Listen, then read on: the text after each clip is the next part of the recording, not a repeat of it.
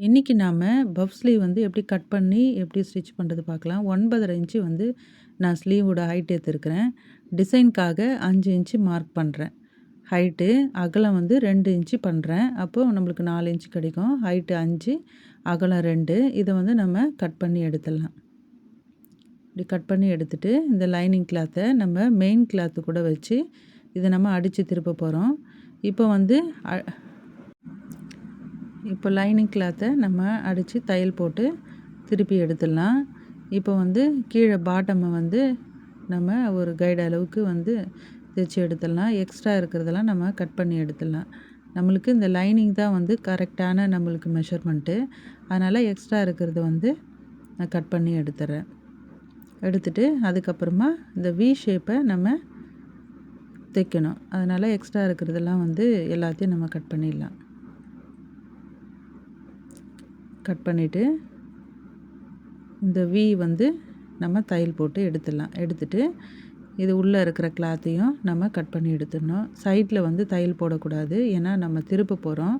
அதனால் இந்த வி பட்டியும் இந்த வி நம்ம ஷேப்பும் கீழே பாட்டம் மட்டும் நம்ம தையல் போட்டால் போதும். இப்போ இதை நம்ம கையை விட்டு நம்ம திருப்பி எடுத்துடலாம். எடுத்துட்டு இது வந்து படிமான தையல் ஒரு தையல் வந்து போட்டு எடுத்துடலாம். நம்ம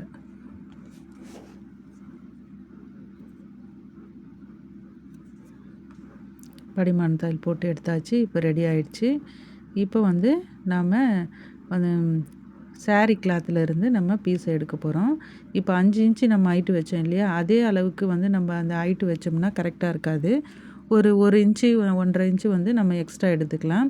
ஒரு 6 இன்ச்சு எடுத்துக்கினா கூட போதும்.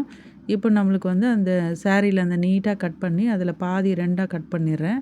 அதில் தான் பஃப் ஸ்லீவ் வைக்க போகிறோம்.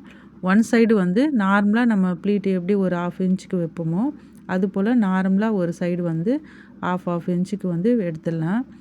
இப்போ வந்து அடுத்த சைடு பார்த்திங்கன்னா நம்மளுக்கு கூராக வேணும், ஏன்னா அந்த வி ஷேப்புக்கு வைக்கிறதுனால கூராக வேணும்.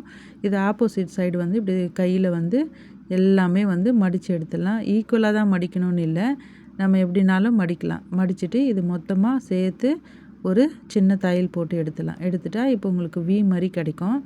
இப்போ இதை வந்து கரெக்ட் பண்ணி எடுத்துட்டு நம்ம வந்து அந்த கிளாத்தில் வச்சு நம்ம தைச்சி வச்சுருக்குறோம் இல்லையா ஸ்லீவு, அது கூட வச்சு இப்போ வந்து நம்ம தைக்க போகிறோம்.